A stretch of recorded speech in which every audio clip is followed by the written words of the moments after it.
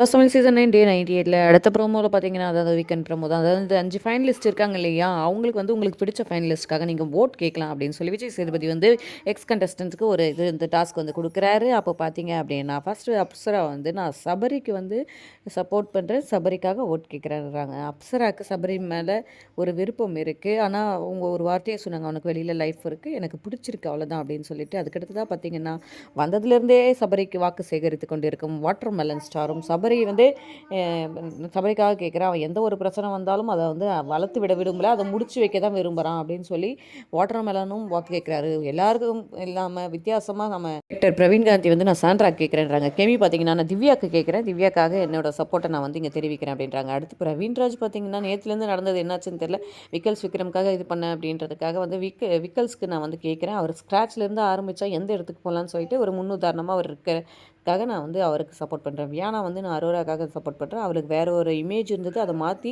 இவ்வளோ தூரம் இங்கே வந்திருக்கா, அதுக்காக நான் அரோராக்காக ஓட்டு கேட்குறேன், ப்ளீஸ் அரோராக்கு ஓட் பண்ணுங்க அப்படின்னு சொல்லி கேட்குறாங்க. பார்க்கலாம் யார் யாருக்கு ஓட்டு கேட்குறாங்க, அது எப்படி ஓட்டாக கன்வெர்ட் ஆகுதுன்றதை வெயிட் பண்ணி பார்க்கலாம். தேங்க்யூ.